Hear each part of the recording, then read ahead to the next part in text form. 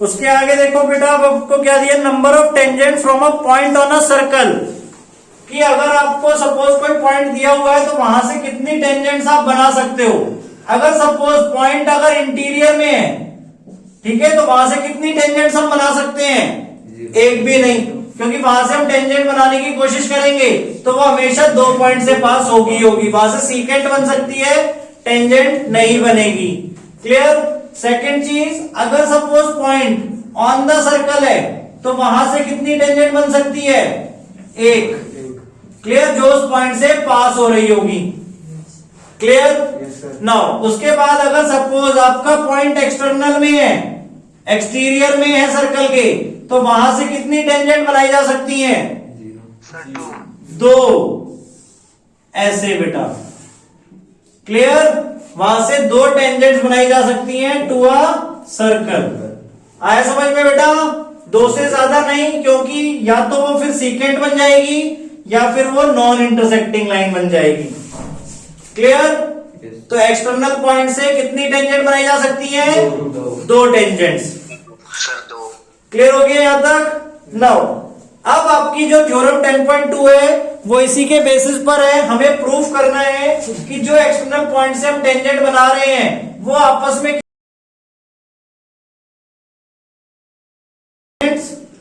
To a circle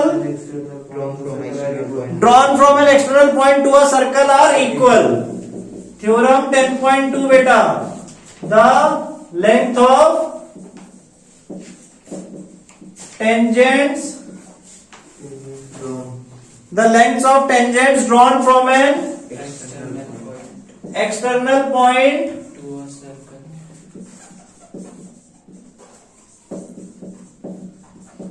to a circle are equal।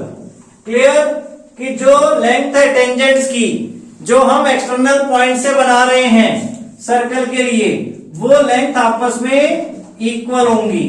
तो suppose हमारे पास एक सर्कल है with centre O, P external point हो गया, वहां से हमने 2 टेंजेंट्स बनाई बेटा सर्कल की तरफ, ए और बी।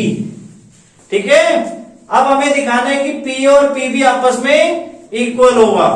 सो पहले गिवन क्या है हमारे पास, a circle with centre O and PA and PB are 2 tangents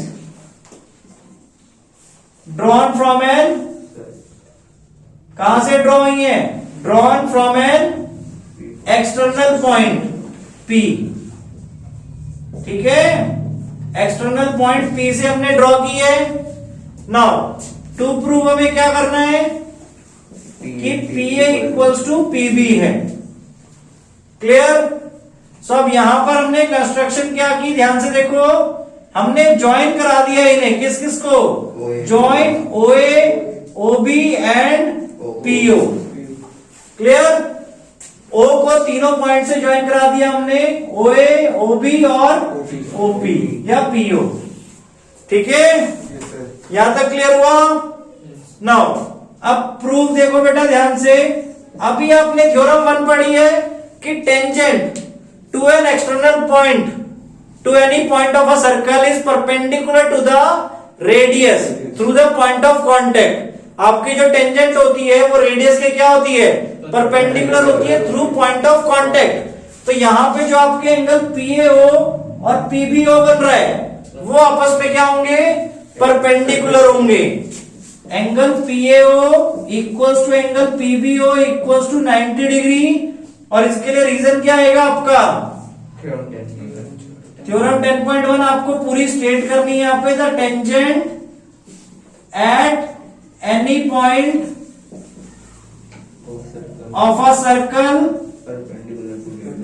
is perpendicular to the radius through the point of contact. Clear बेटा, पूरी थ्योरम आपको वहां पे स्टेट करनी है। ठीक है, सो आपका एंगल PAO PBO 90 डिग्री हो गया। अब अगर हमें इन दोनों ट्राइंगल को कॉन्ग्रुएंट करना है, देखो ये दोनों इक्वल तभी होंगे जब ये दोनों ट्राइंगल कॉन्ग्रुएंट हो जाएंगे।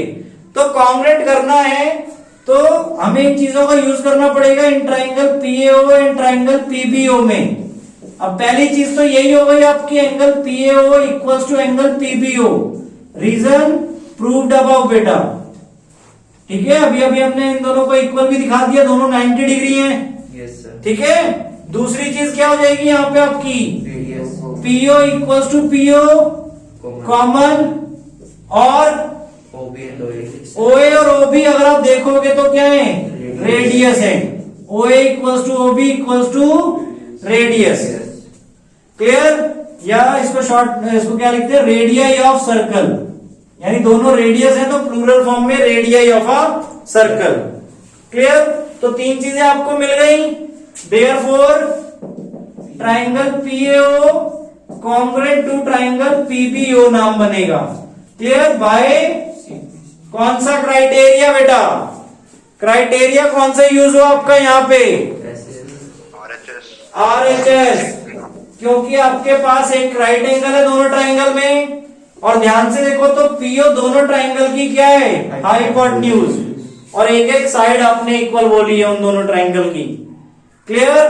तो आरएचएस से कॉन्ग्रुएंट हो गए, so PA equals to PB by CPCT, और यही हमें प्रूव करना था। So hence proved. आगे बेटा सबको समझ में थ्योरम 10.2। थ्योरम 2 में फर्दर थोड़ा आगे और देखो, इसमें क्या मतलब, हमने ये तो हमने प्रूव कर दिया कि ये दोनों साइड्स इक्वल होंगी। इसके साथ साथ हमें और क्या मिल जाएगा, ये एंगल इस एंगल के इक्वल हो जाएगा, ये भी सीपीसीटी से।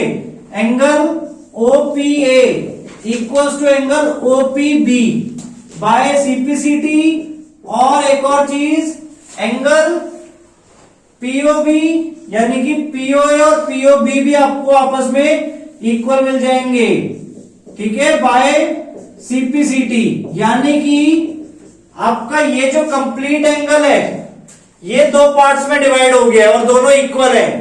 और सिमिलरली ये जो एंगल वो कंप्लीट था, ये दो पार्ट्स में डिवाइड हो गया और ये दोनों भी आपस में इक्वल है। तो पीओ यहाँ पे क्या कर रही है, बाइसेक्ट कर रही है। PO bisects angle angle BPA and angle BOA. Clear? आपका जो एंगल पी है कंप्लीट, उसको भी बाइसेक्ट कर रही है ओपी, और जो है कंप्लीट एंगल ओ है उसको भी बाइसेक्ट कर रही है। क्लियर? तो अगर हमें किसी क्वेश्चन में जरूरत है कि इन दोनों एंगल को इक्वल यूज करना है तो हम कर सकते हैं। सिमिलरली ये दोनों एंगल आपस में इक्वल होंगे। क्लियर?